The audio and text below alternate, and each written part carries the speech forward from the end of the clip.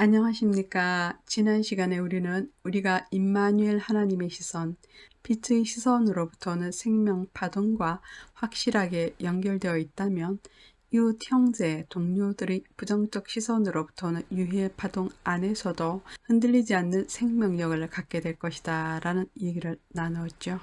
그리고 우리가 임마누엘 하나님의 시선, 빛의 시선으로부터는 생명 파동과 확실하게 연결이 되려면 우리들 그림자 투사에 따른 두려움, 수치심, 화라는 유해 파동을 내 안에 임마누엘 하나님의 시선, 그 빛의 시선으로 알아차려야 한다는 말씀도 드렸습니다.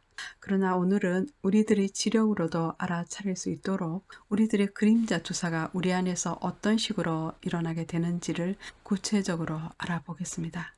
몇 년 전에 미국의 유명한 과학 잡지인 스미스소니언에 실린 잘못된 상식이라는 제목의 글을 보면요.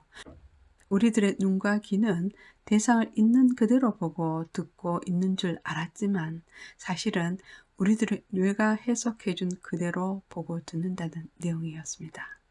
우리들의 뇌는 기억 없이 사고할 수 없는 뇌라는 것이 뇌과학자들에 의해서 밝혀진 것이죠. 그런 의미에서 우리들은 우리의 기억 안에 없는 것은 볼 수도 없고 들을 수도 없다는 것이죠. 그런데 우리들의 기억이란 감정을 주관하고 있는 뇌 편도체와 연결되어 있어서 크게 상처를 받은 경험일수록 잊혀지지 않고 기억 정보로 각인이 되었다가 현실을 왜곡시키는 장치로 사용하게 됩니다. 그런데 우리가 가장 크게 상처를 받게 되는 것은 생존의 위협 안에서 받게 되는 상처이겠죠. 그리고 생존의 위협 안에서 받게 되는 상처란 우리에게 의식할 수 있는 힘을 주어서 생명 활동을 이어갈 수 있도록 해준 진리와 선함과 아름다움의 빛, 그 빛의 가치로부터 온 신념틀, 그리고 신념틀에 따른 인식틀, 그 인식틀에 따른 경험으로부터 오는 상처의 기억일 겁니다. 그 구체적인 예를 아름다움과 사랑의 빛으로부터 의식할 수 있는 힘을 얻어서 생명 활동을 이어갈 수 있었던 아름다운 눈동자의 소유자였던 엘리자베스 테일러의 일생을 통해서 이해해 봅시다. 아름다움과 사랑의 빛으로부터 의식할 수 있는 힘을 얻어서 아름다움과 사랑을 추구하고 실행하면서 생명 활동을 이어가고 있는 아름다운 눈빛의 엘리자베스 테일러는 심장 중심 사람이고 또 성취함으로써 만인으로부터 사랑받고 인정받고자 하는 성취주의자였습니다. 그런 의미에서 엘리자베스 테일러는 아름다움과 연기력으로 대중을 사로잡았으며 아카데미 주연상을 2번이나 받았죠. 그리고 또 에이즈 홍보와 연구 또 치료 전문가로서도 주목받았던 아주 성공적인 삶을 살았습니다. 그러나 그녀는 8번의 결혼과 이혼으로 결혼 생활은 성공적이지 못했죠. 연결로서의 생명인 우리는 전체를 구성하는 한 조각 불완전한 자아를 가지고 태어나서 자신의 결핍을 채워줄 대상을 찾아서 온전한 생명을 누리고 싶습니다.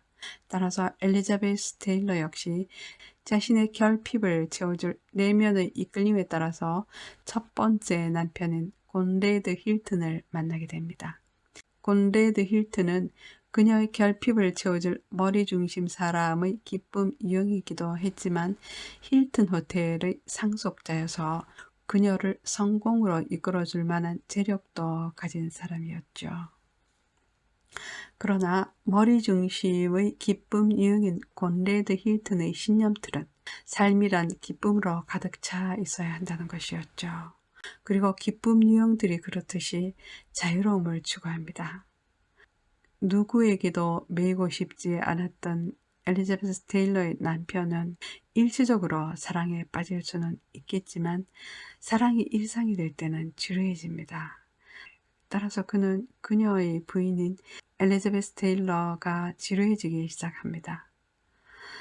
곤레드 힐튼의 그러한 태도는 사랑과 아름다움의 가치를 추구하고 실행함으로써 생명활동을 이어갈 수 있었던 리즈 테일러에게는 자신의 가치에 따른 죄의 모습, 자신을 무시하는 것으로 받아들일 수밖에 없었죠. 그래서 그녀는 수치심을 느끼게 되고 8개월의 짧은 결혼 생활을 끝내게 됩니다. 그러나 자신의 결핍을 채워줄 대상에게 한없이 이끌리게 되는 리즈 테일러가 매번 결혼을 위해서 만나는 대상은 늘 머리 중심 사람인 기쁨 유형 사람이었습니다. 그런 이유에서 엘리자베스 테일러는 매번 전 남편과의 상처의 기억 안에서 현실을 해석하게 되고 또 그렇게 파국으로 치달을 수밖에 없었던 것이죠. 그런 이유에서 그녀는 8번의 결혼과 이혼을 반복하게 되다가 결국 심장을 다치게 되죠.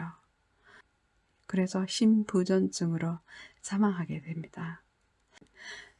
우리는 누구나 자신의 결핍을 채워줄 상대방을 찾게 되지만 상대방으로부터 자신의 결핍을 채워서 온전한 생명을 얻어 누리는 대신에 자신의 죄를 상대방을 통해서 보게 되는 그림자 투사로부터는 스트레스 상황에서 결별하게 되죠. 매번 자신의 결핍을 채워줄 머리 중심의 기쁨 유형에게 이끌려서 매번 머리 중심 기쁨 유형과 결혼하지만 매번 실패하게 되는 엘리자베스의 모습은 자신의 결핍을 대상으로부터 찾아 채우면서 온전한 생명을 얻어 누리려는 내면의 요구와 자신의 그림자 투사가 부딪혀서 생명력을 탕진하게 되는 그런 우리들의 삶의 모습의 전형인 것이죠.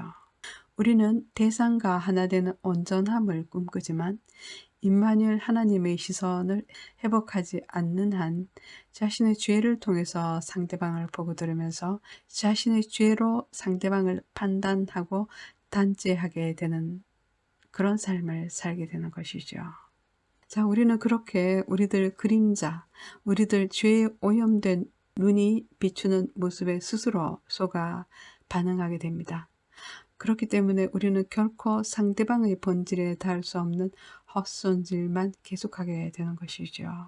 그리고 그 반응을 보는 상대방의 내면에서도 자신의 진심이 어떻게 왜곡되는지를 경험하게 되면서 어둠 속에서 두려움과 함께 흔들립니다.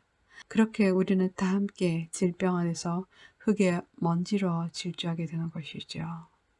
그런 의미에서 성서는 이렇게 얘기하고 있습니다. 눈은 몸의 등불이다. 그러므로 내 눈이 성하면 온몸이 밝을 것이며 내 눈이 성하지 못하면 온몸이 어두울 것이다.